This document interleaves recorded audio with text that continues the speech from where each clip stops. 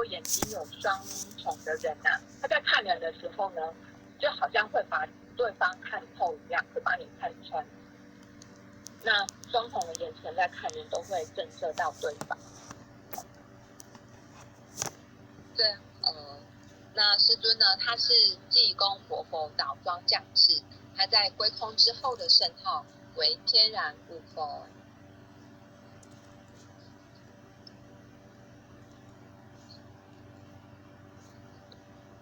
接下来我们来看看师尊的成长背景。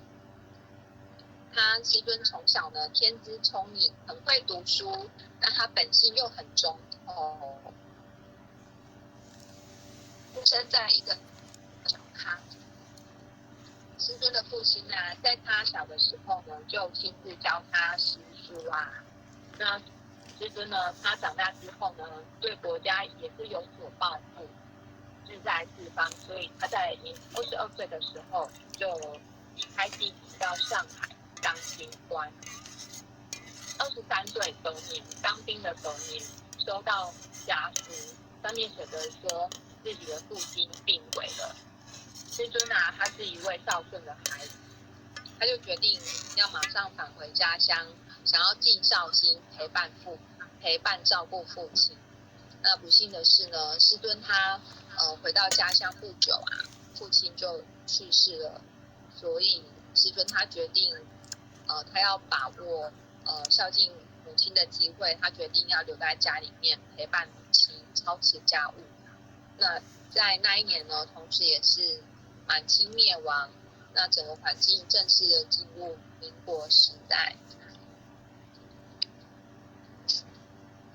直到师尊27岁，民国4年的时候，他在那一年有因缘遇到了楚老师求道。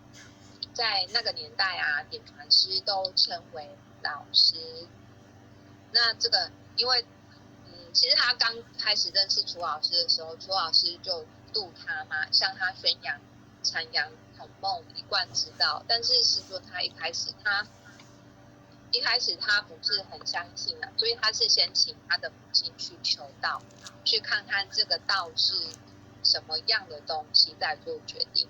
那师尊母亲去求道之后发现这个道很好，所以就请师尊赶快要安排求道。而且就是这个当师尊知道说求道之后如果去渡人渡满几众之后，还可以超拔父母出福海。由于师尊他的父亲很早就逝世了嘛，在他23岁的时候逝世。那以前的人都早结婚，所以想必师尊父亲其实还很年轻那来不及尽孝心是师尊心里面的遗憾，所以当他求道之后他就决定要发心修办道，开设佛堂，而且就跟着楚老师到处去渡人，去开荒。那他这么做呢，一方面也是想要超拔父亲，报答亲恩。由于师尊他很发心，所以他在求道数年之内他就渡了64众了。可是在当时仙佛有规定，必须要渡满100众才可以超拔一层父母。那师尊想到，可是师尊就是渡到64众，不知道为什么一直没有办法渡到下一个人往100众前进，所以就是师尊就会时不时想要说，现在父亲不知道在哪里受苦，他心里面的忧愁就会都写在脸上。那楚老师他也知道，他懂得师尊的孝心，所以就帮他想办法。他就亲自去求路主，亲自去叩求路主说，可不可以有什么方法可以帮助他？那老祖师当然也很愿意帮忙因为师尊这么孝顺嘛。可是他也不敢自己开先例因为这是仙佛立下的规定，所以呢，他就求老母临坛。那老母临坛之后，他一样也被师尊的孝心